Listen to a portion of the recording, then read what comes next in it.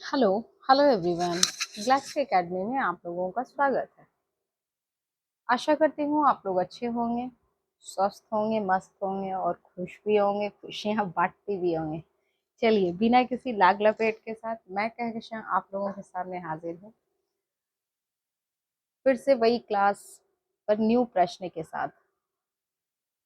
चलिए, हमारा पहला प्रश्न क्या है? निम्नलिखित में से कौन सी भाषा संविधान की 8वीं अनुसूची में है? तो कौन सी भाषा इसमें 8वीं अनुसूची में है? तो हमारा ऑफकोर्स नेपाली है। ई नंबर नेपाली। ठीक है।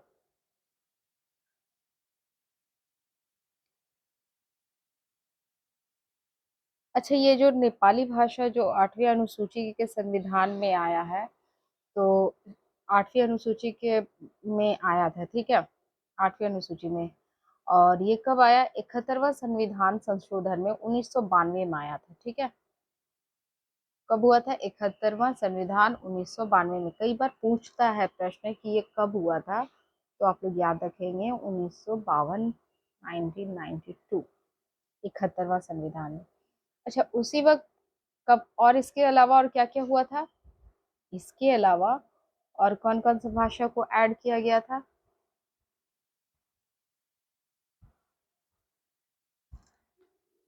कोंकणी,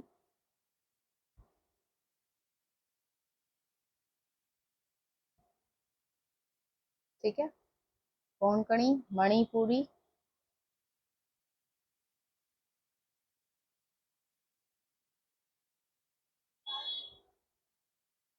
और नेपाली जोड़ा गया था। ठीक है, 1992 में ये तीन भाषाएं शामिल हुई थी 71वें संविधान संशोधन के दरमियान। ठीक है, 71 संविधान संशोधन में कौन कौन सी थी मूल भाषा? तीन भाषा थी, नेपाली, कोंकणी और मणिपुरी। याद रखेंगे ये तीनों को। अब हम आगे बढ़ते हैं इसी प्रश्न की ओर। इसमें 22 भाषाएं हैं, तो 22 भाषाएं कौन कौन सी है इसमें? तो हम लोग पहले पूर्व से लेते हैं, क्या क्या है? असमिया, बांग्ला, बोडो, डोगरी, गुजराती, हिंदी, कन्नड़, कश्मीरी, कोंकणी, मैथिली, मलयालम, मणिपुरी, मराठी, नेपाली, उड़िया, पंजाबी, संस्कृत, संथाली, सिंधी, तमिल, तेलुगु, उर्दू। ठीक है, इसमें उर्दू भी है शामिल। ठीक है, तेलुगु, उर्दू। फिर से मैं बोलूं क्या? फिर से मैं एक बार रिपीट करती हूँ। असमिया, बांग्ला, बोडो, डोगरी, गुजराती, हिंदी, कन्नड़, कश्मीरी, कोंकणी, मैथिली, मलयालम, मणिपुरी, मराठी। ठीक है, मामा से ये हो गया मैथिली, मलयालम, मणिपुरी, मराठी। फिर नेपाली, उड़िया, पंजाबी, संस्कृत, नेपाली, उड़िया, पंजाबी, संस्कृत, संथाली, सिंधी, तमिल, तेलुगु, उर्दू। ठीक है, 22 भाषाएं इसमें है। किसमें है? 8वीं अनुसूची किसमें है? 8वीं अनुसूची के तहत। ठीक है,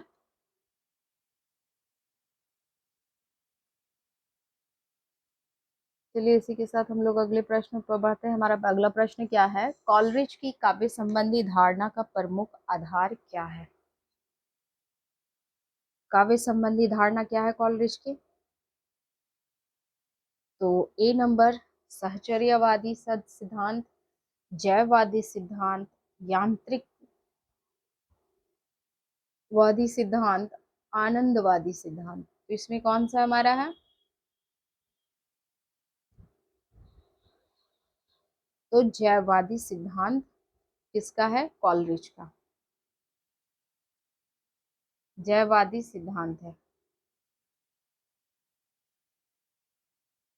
ठीक है। अच्छा, सैमुअल टेलर इन कॉलरिज का पूरा नाम क्या है? पता है आप लोगों को? चलिए मैं बताती हूँ। सैमुअल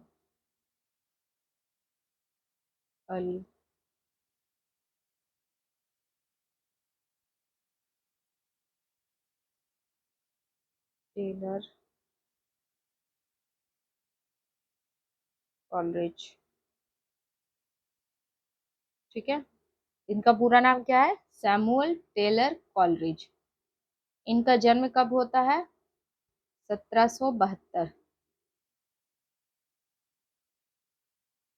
ठीक है, ये जैववादी सिद्धांत पर आधारित है और इनके प्रमुख ग्रंथ क्या क्या हैं? The friend aids to reflection. क्या है? द फ्रेंड, मैं इसे मिटा देती हूँ।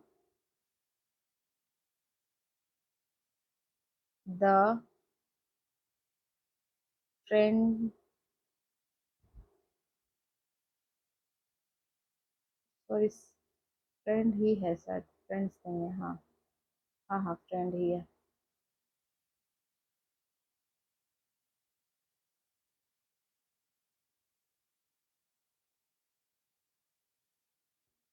The friend aids to reflection.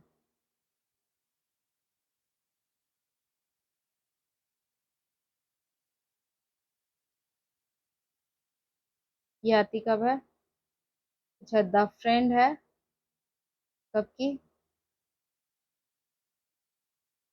The friend है 1817।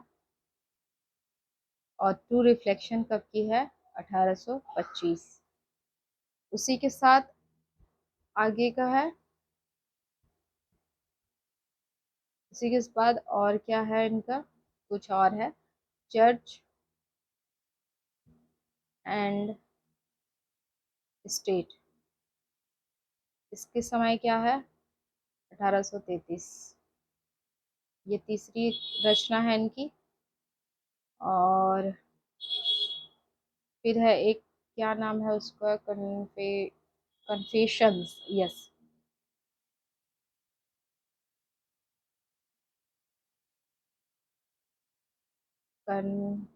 कन्फेशंस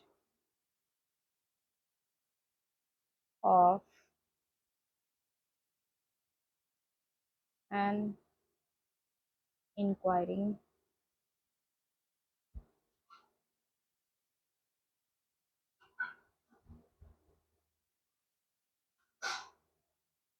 स्प्रेटा।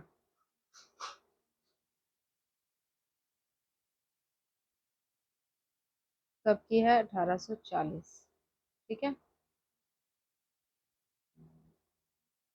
आप लोग इसे थोड़ा सा देख लेंगे फिर से।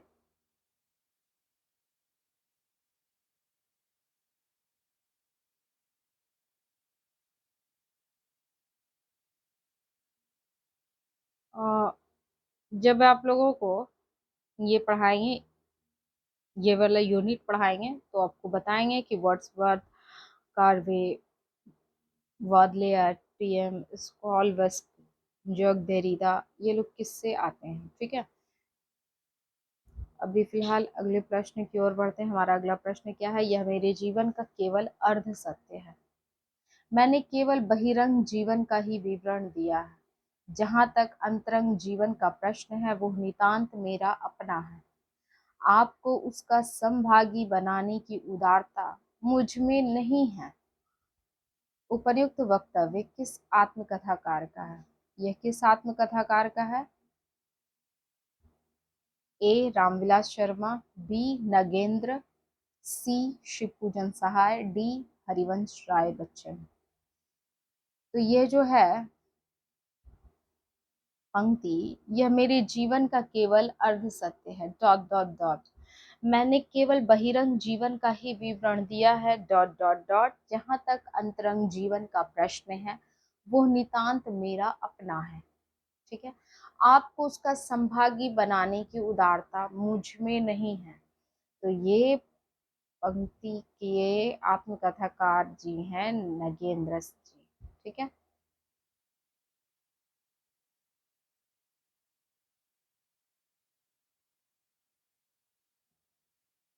इनकी आत्मकथा क्या है? अर्ध कथा।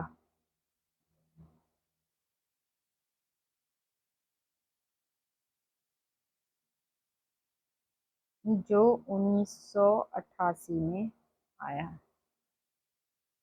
ठीक है, 1988 में आया।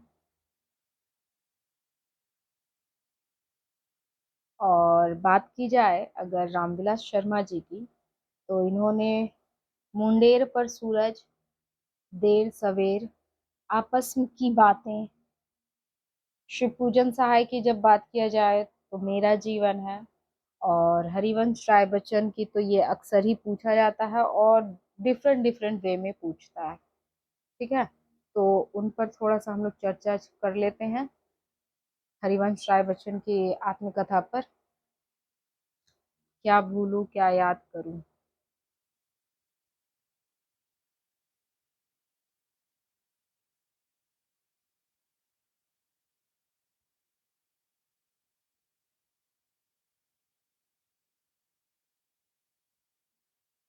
ठीक है, ये इनका प्रथम है। और चीड़ों का निर्माण फिर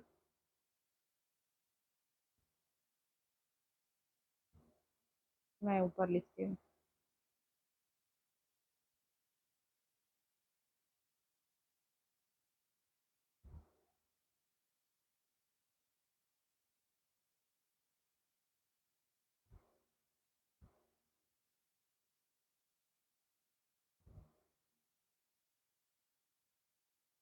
बसेरे से दूर।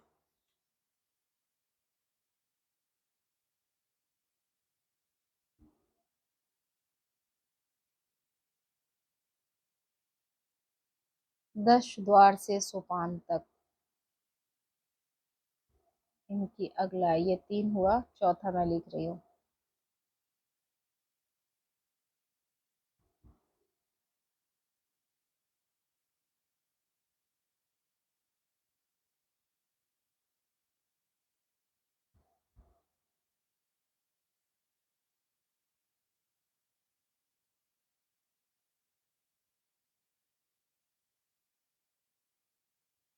इनकी चौथा। ठीक है, क्या है, क्या भूलूं क्या याद करूं, चीड़ों का निर्माण फिर, सॉरी, चीड़ों का निर्माण फिर, बसेरे से दूर, 10 द्वार से सोपान तक।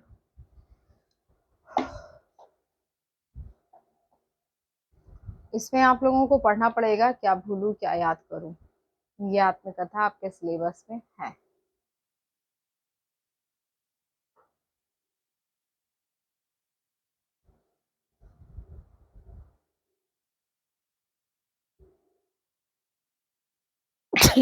सॉरी।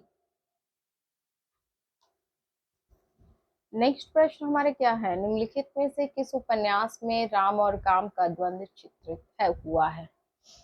ए अमृत और विष, बी खंजन नयन, सी मानस का हंस, डी नाचियो बहुत गोपाल।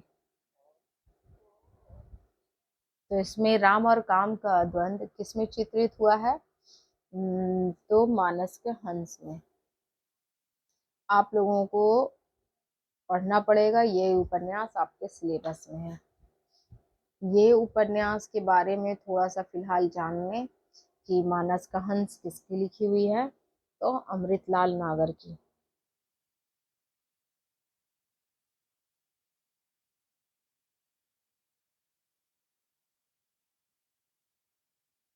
ठीक है, अमृतलाल नागर की है। वैसे इनकी और भी है, मैं उपन्यास बता रही हूँ, पहले आप लोग मानस के हंस के बारे में जान लें कि ये प्रकाशित कब हुई थी।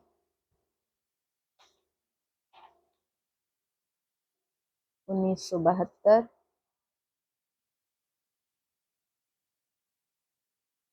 ठीक है, ये 1972 में हुई।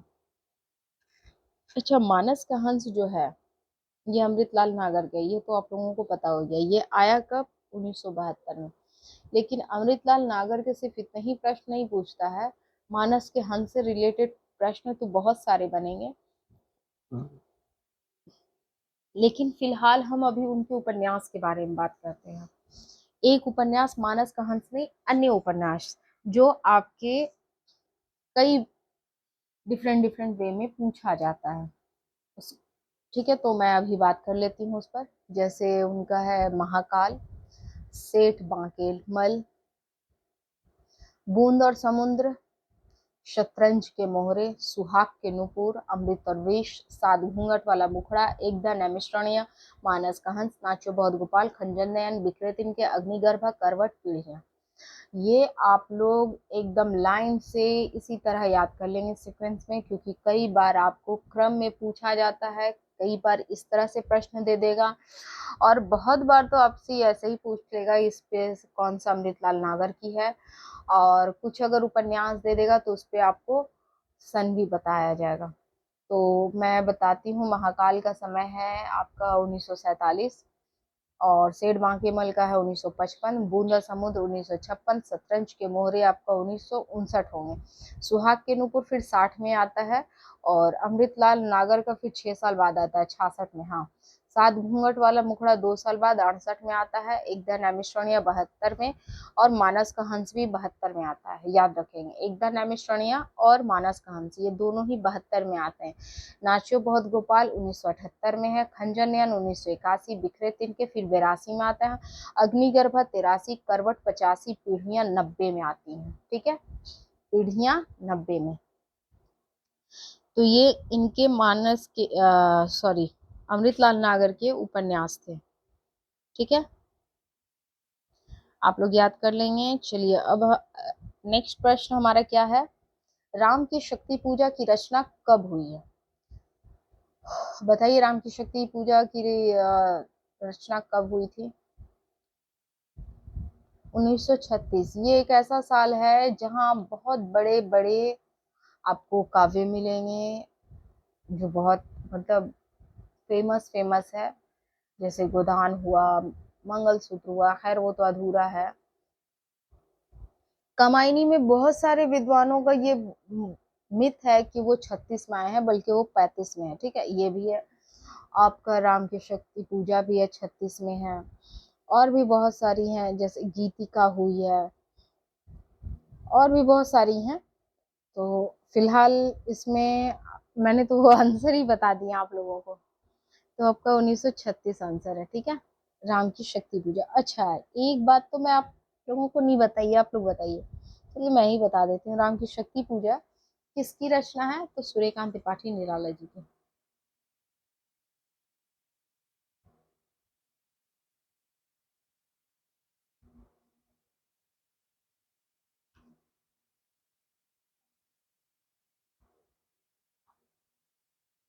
किसकी रचना है? सूर्यकांत त्रिपाठी निराला। ठीक है,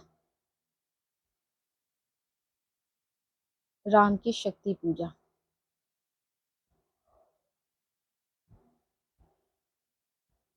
ये कब आई थी? 1936 में।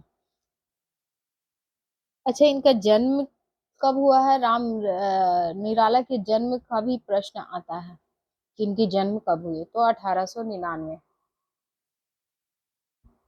कहाँ हुआ था? महिषादल। ये महिषादल है कहाँ? तो मिदनापुर में है। ठीक है, और सरोज स्मृति इनकी सर्वश्रेष्ठ कृतियों में से एक कृति है जिसे शोक गीत माना जाता है। ये कल भी मैं बताई थी। ठीक है, आज फिर से मैं, निराला आए हैं तो मैं फिर से बता रही हूँ कि ये सर्वश्रेष्ठ कृतियों में से एक है निराला की, और ये शोक गीत है। ठीक है, अच्छा, इनकी अन्य कृतियां की जब बात की जाए तो इनकी अन्य कृतियां हैं अनामिका, परिमल, गीतिका, तुलसीदास। अच्छा, बात हो रही है तुलसीदास की, तो ये इनके तुलसीदास भी बहुत ही ज्यादा चर्चित काव्य हैं। कुकुरमुत्ता ये भी बहुत ज्यादा ये इसमें पूंजीवाद और बुर्जुआ वर्ग पे कटाक्ष किया है।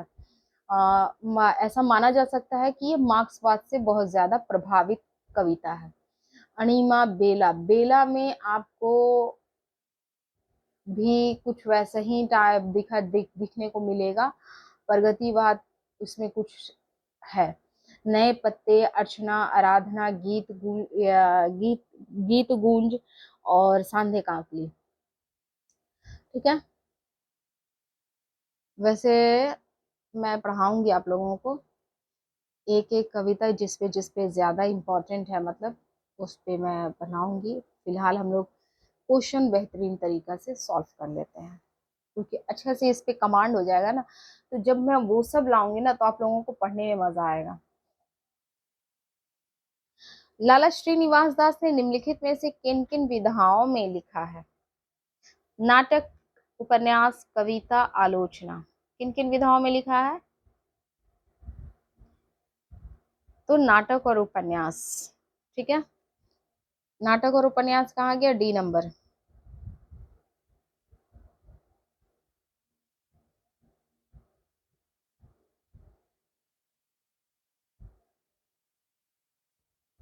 ठीक है, नाटक और उपन्यास विधाओं में लिखने का काम किया है। और लाला श्रीनिवास दास की बात होती है तो ये इनकी बहुचर्चित परीक्षा गुरु है।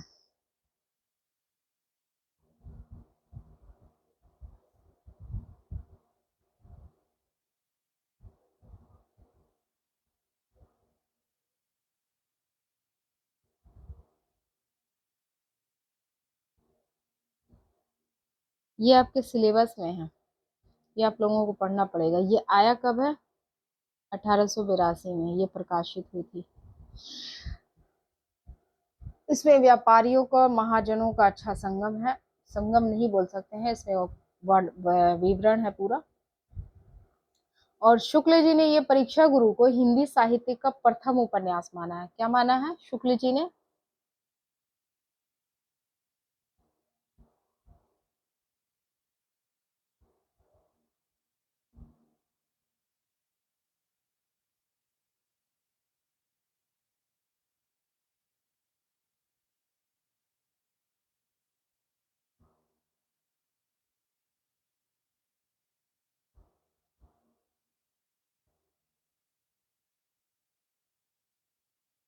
ठीक है।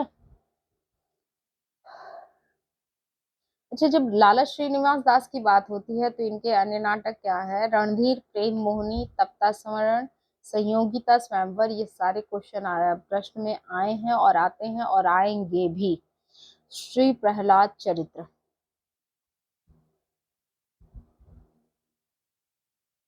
अच्छा, प्रेम मोहिनी जो है ये कई बार कई तरह से पूछा गया प्रश्न है। प्रेम मोहिनी का समय क्या है? 1878। ठीक है। तप्त स्वर्ण का समय क्या है? 1883। संयोगिता स्वयंवर का समय ठीक 2 साल बाद है, 1885। और प्रहलाद चरित्र का उससे 3 साल बाद, 1888। ठीक है, आप लोग इतना याद रखेंगे। आशा करती हूँ ज्यादा नहीं है।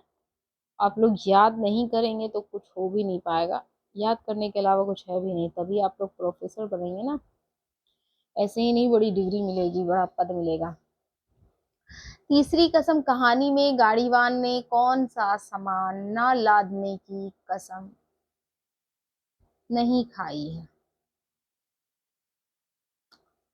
कंपनी की औरत, दुल्हन की डोली, चोर बाजारी के सामान, मांस। बोलिए। अच्छा, मैं इसमें बात करती हूँ तीसरे कसम की। यहाँ पे बात हो रही है तो तीसरा कसम आप लोगों को पढ़ना होगा, आप लोगों के सिलेबस। अच्छा, आप लोग सिलेबस देखे हैं क्या? नहीं, सिलेबस देख लो यार। तीसरी कसम जो कहानी है ये किसकी कहा ये किसकी रचित रचना है? तो फाणेश्वर नाथ रेणु जी की।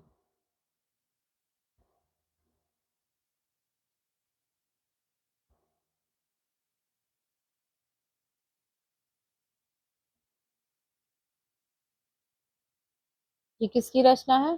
फाणेश्वर नाथ रेणु की। और ये कहानी जो है मारे गए गुलफाम पर आधारित है। तीसरी कसम कहानी किस पे आधारित है? मारे गए गुलफाम।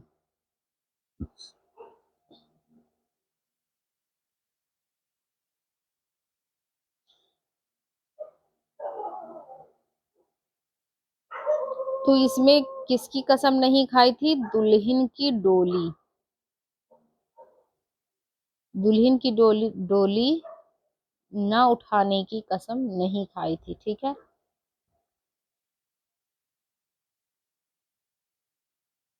और इसमें से जो अन्य अन्य चीजें हैं जैसे कंपनी की औरत है, चोर बाजारी का सामान है, बांस है, इसकी कसम उसने खाई थी गाड़ीवान ने। ठीक है, गाड़ीवान ने इसमें कसम खाई है कि वो कभी नहीं उठाएगा।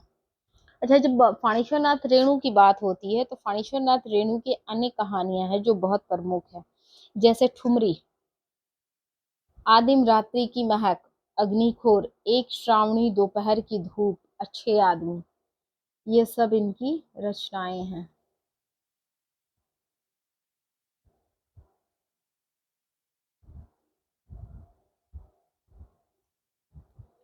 नेक्स्ट प्रश्न हमारा है क्या, गैग्रीन कहानी की मालती बचपन में कैसी लड़की थी?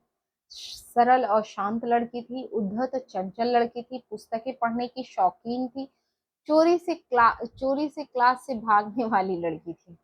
आप लोग कभी ना कभी तो ये को पढ़ा ही होगा। गैग्रीन के नाम से किसी ने पढ़ा होगा, किसी ने रोज के नाम से पढ़ा होगा। अच्छा, ये गैग्रीन जो कहानी है ये किसकी है? ये थोड़ा इसके बारे में जान लेते हैं हम लोग।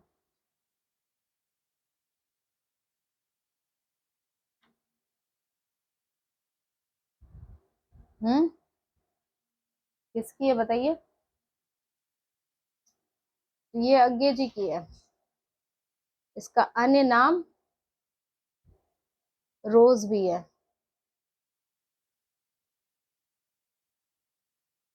रोज का मतलब वो रोज फूल नहीं जो आपके बॉयफ्रेंड या गर्लफ्रेंड आप लोग एक दूसरे को जो देते लेते हैं, वो नहीं। रोज जो दिनचर्या है। अच्छा, ये प्रकाशित कब हुई थी? तो 1897 में। ठीक है,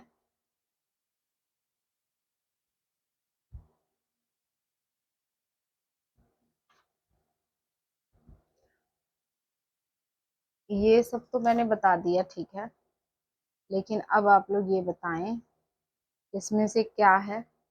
तो इसमें बी नंबर होगा, डी नंबर होगा। उद्धत और चंचल लड़की थी और चोरी से क्लास से भागने वाली लड़की थी, तो बी और डी हमारा कहाँ गया? सी नंबर। सी नंबर में हमारा ये आता है।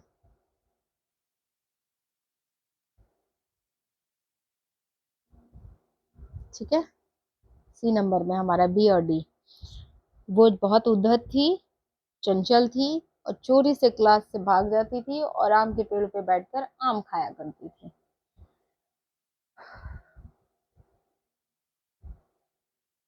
अच्छा, आप लोगों को पता है ना कि अज्ञे प्रयोगवादी कवि हैं? ये क्या है?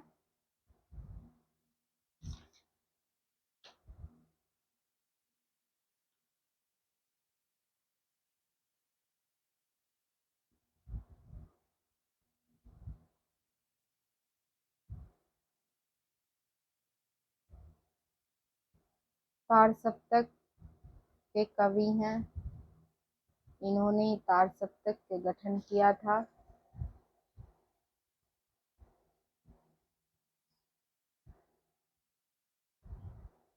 और तार सप्तक में कितने पत्र संकलित थे? 7। और उसमें कितने कवि थे? 7। ठीक है।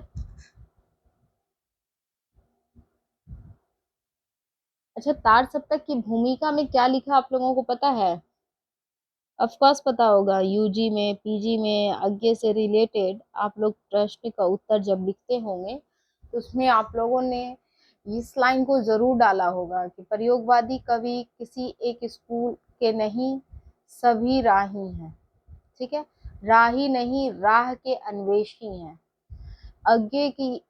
ठीक है, ये लाइन कई बार ऐसे दे देता है, आपको बताना होगा कि ये किसमें लिखा है। तो इन्होंने तार सप्तक की भूमिका में लिखा है। ये लाइन देके पूछ लेगा तार सप्तक में लिखा है या द्वितीय में लिखा है या तृतीय सप्तक में या चतुर्थ में लिखा, तो आप बताएंगे इसमें तार सप्तक में लिखा था।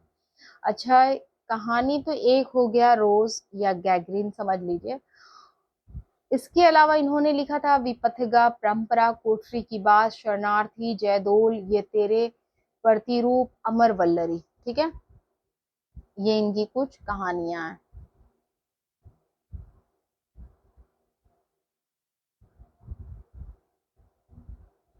नेक्स्ट प्रश्न हमारा क्या है, मनु भंडारी अपनी आत्मकथा में आपका बंटी उपन्यास की विभिन्न समीक्षाओं के किस पक्ष को उपेक्षित मानती हैं?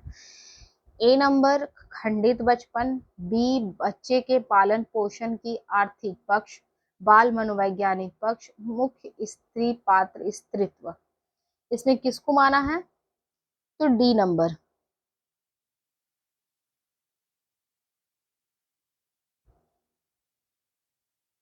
मुख्य स्त्री पात्र स्त्रीत्व को। आप लोगों को मैं बताई थी कि आपका बंटी आप लोगों के ये में है, आप लोगों को पढ़ना होगा। इनके अन्य उपन्यास हैं एक इंच मुस्कान, जो उन्होंने राजेंद्र यादव के साथ लिखा था 1963 में, ठीक है। एक इंच मुस्कान राजेंद्र यादव के साथ लिखा है उन्होंने 1963 में। इन्होंने आपका बंटी भी लिखा था और महाभोज भी लिखे हैं, कलवा स्वामी, ठीक है। अच्छा, आपके बंटी जो है इसका समय क्या है? इसका समय है 1971,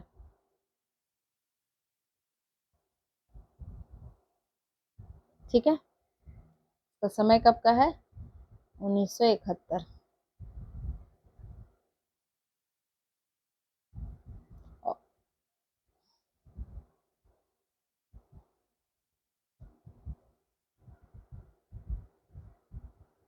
महाभोज इन्होंने जो कहानी लिखा है इस पे उन्होंने नाटक भी लिखा था, ठीक है। नेक्स्ट प्रश्न हमारा क्या है, नई कविता के प्रथम अंक में निराला की किस कविता का अनेक कवियों द्वारा सामूहिक रूपांतरण प्रकाशित हुआ था? वनवेला, यमुना के प्रति, वह तोड़ती पत्थर, जूही की कली। फिर से पढ़ेंगे इस क्वेश्चन को। नई कविता के प्रथम अंक में निराला के किस कविता का अनेक कवियों द्वारा सामूहिक रूपांतरित प्रकाशित हुआ था? तो जूही की कली, ठीक है।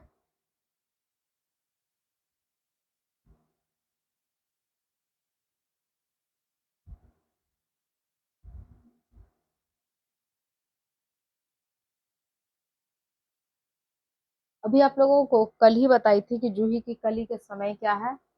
1916 है। किसकी रचना है? निराला की रचना है।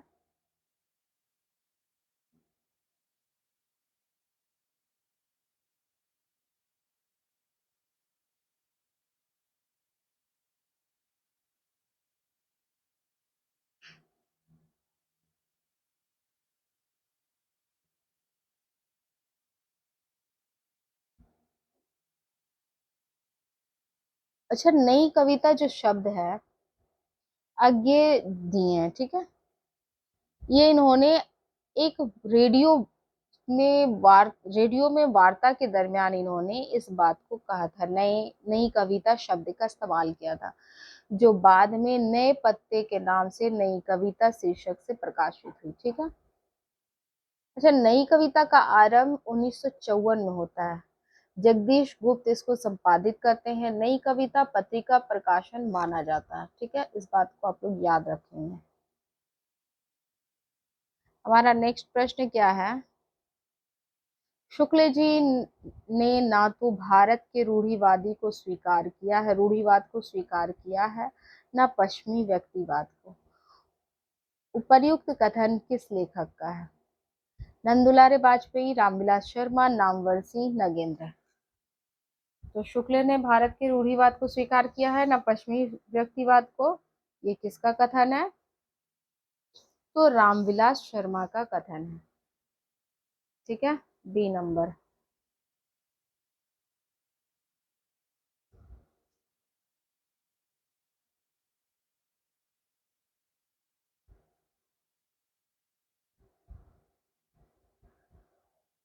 रामविलास शर्मा के कुछ आलोचना ग्रंथ मैंने बताया था आज से पहले, यानी लास्ट क्लास में।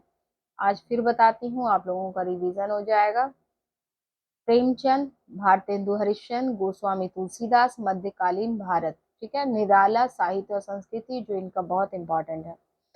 भारत की भाषा समस्या, ये भी इंपॉर्टेंट है, क्वेश्चन पूछता है। प्रगति और परंपरा, प्रश्न आते ही आते हैं। भाषा, साहित्य और संस्कृति, ये भी है। आचार्य रामचंद्र शुक्ल और हिंदी आलोचना, ठीक है, इसे याद कर लेंगे, कंफ्यूज नहीं होंगे। आचार्य रामचंद्र शुक्ल और हिंदी आलोचना, 1956 में रामविलास शर्मा की ही है।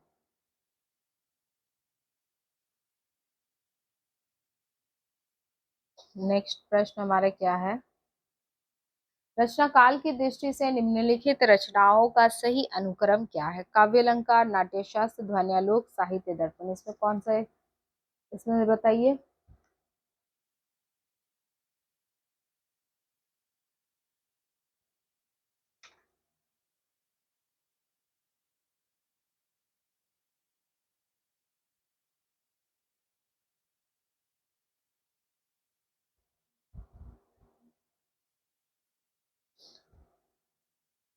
तो इसका सही उत्तर होगा सबसे पहले नाट्य शास्त्र, फिर काव्य अलंकार, फिर ध्वन्यालोक, फिर साहित्य दर्पण।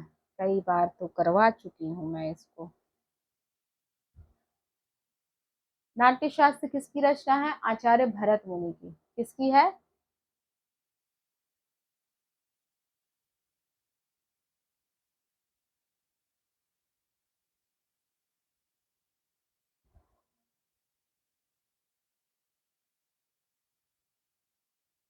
काव्य अलंकार किसकी है? भामा। ध्वन्यालोक किसकी है? आनंद वर्धन।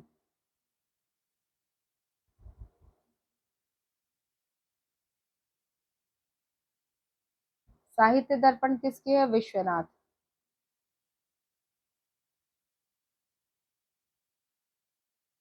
ठीक है।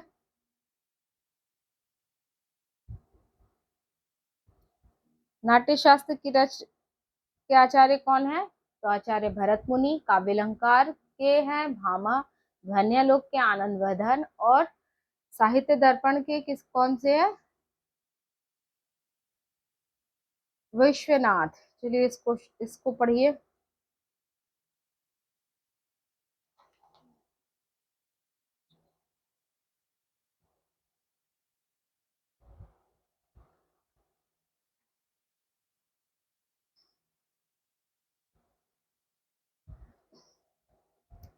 इस समय तो भारतीय पुरुष जैसे अपने मनोरंजन के लिए रंग बिरंगे पक्षी पाल लेता है, उपयोग के लिए गाय घोड़ा पाल लेता है, उसी प्रकार वो एक स्त्री को पालता है। किसने लिखा रे बाबा? तथा पालित पशु पक्षियों के समान ही वो उसके शरीर और मन पर अधिकार समझता है। एकदम चरितार्थ बात किसने लिख डाला है? चलिए देखते हैं। महादेवी वर्मा, प्रभा खेतान सारी स्त्री हैं। अनामिका, मैत्रेयी, पुष्प।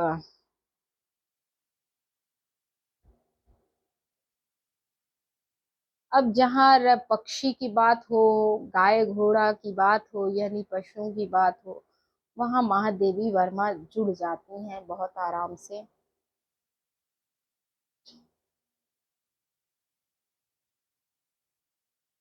ठीक है। इस समय तो भारतीय पुरुष जैसे अपने मनोरंजन के लिए रंग बिरंगे पशु पक्षी पाल लेते हैं, सॉरी पक्षी पाल लेता है, उपयोग के लिए गाय घोड़ा पाल लेता है, उसी प्रकार वो एक स्त्री को पालता है, तथा पालित पशु पक्षियों के समान ही वो उसके शरीर और मन पर अधिकार समझता है। एकदम याद रखेंगे, आज के समय में ये चरितार्थ है। सोचिए कल भी था, तभी तो महादेवी वर्मा को लिखने की आवश्यकता पड़ी। और महादेवी वर्मा कब की है? 1907। महादेवी वर्मा का जन्म कब हुआ था? चलिए मैं इसके बारे में बता ही देती हूँ। 1907। ये आधुनिक युग की मीरा कही जाती हैं। ठीक है। ये क्या है? आधुनिक युग की मीरा कही जाती हैं।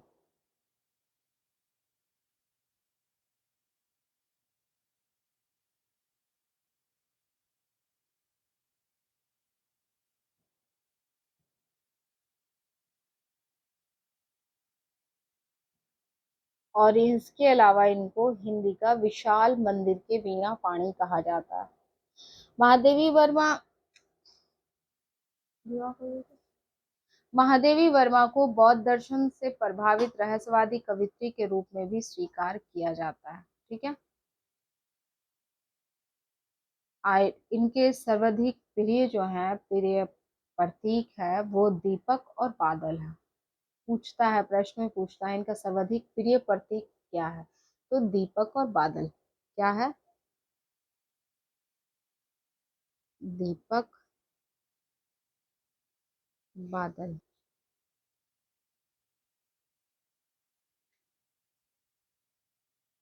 इनकी कविता में हमें जरूर देखने को मिलता है दीपक, बादल।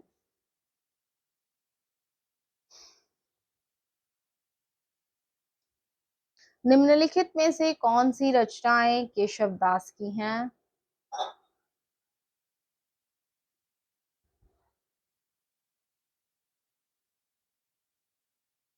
रसिक प्रिया, अनुप्रास विनोद, विज्ञान गीता, रस सागर। तो इसमें है केशव दास की रसिक प्रिया और विज्ञान गीता। ये है केशव दास की रचना। ठीक है। और बात अगर की जाए इनकी और रचनाएं, तो इसमें है कवि प्रिया है और रामचंद्रिका जो इनकी बहुत फेमस रचना है। रतन बामनी है, विज्ञान गीता तो बता ही चुकी हूँ। जहांगीर जस चंद्रिका, वीर सिंह देव चरित्र है। अच्छा, अलंकारवाद के ये राम भक्त कवि कविदास को कठिन काव्य का प्रेत कहा जाता है। ठीक है। शुक्ल जी ने केशव के विषय में कुछ कहा था, जैसे कि प्रबंध रचना के योग्य ना तो केशव की शक्ति थी ना अनुभूति। केशव केवल उक्ति, वैचित्र्य एवं शब्द क्रीड़ा के कवि थे। ये शब्दों से खेलना जानते थे और इसी कारण इनकी रचनाएं थोड़ी जटिल जटिल हो जाती हैं।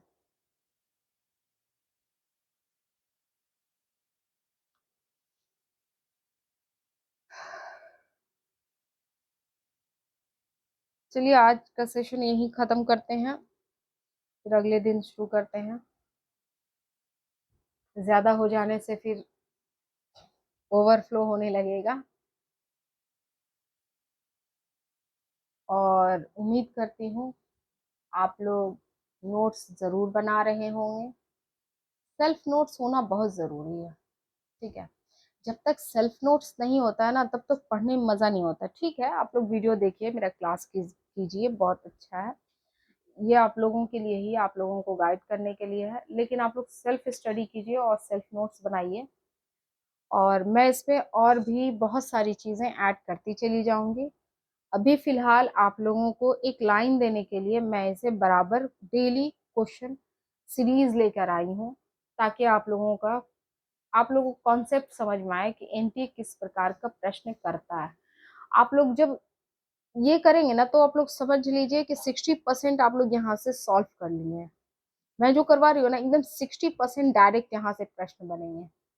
उसके बाद 40% वो चीजें हैं जो उपन्यास, नाटक वगैरह जो है वो सब, और भी कुछ चीजें हैं जिसको मुझे एक्सप्लेन कराना है, वो सब सारे इसमें आ जाएगा। फिलहाल तो 60% पे कमांड कर लिया जाए। आप लोग कमेंट जरूर करेंगे, अपनी राय जरूर देंगे, अपनी राय रखना जरूरी है, हमारा संविधान भी बताता है। चलिए इसी के साथ मैं आज विदा लेती हूँ आप लोगों से। आशा करती हूँ आप लोग स्वस्थ रहेंगे, मस्त रहेंगे, खुश रहेंगे, खुशियाँ बांटते रहेंगे और लोगों से, मतलब अपने सहपाठी, अपने फ्रेंड से, सखा से, सखी से, सभी से कहेंगे सब्सक्राइब करने इस चैनल को, और लाइक करेंगे, शेयर करेंगे। Bye bye.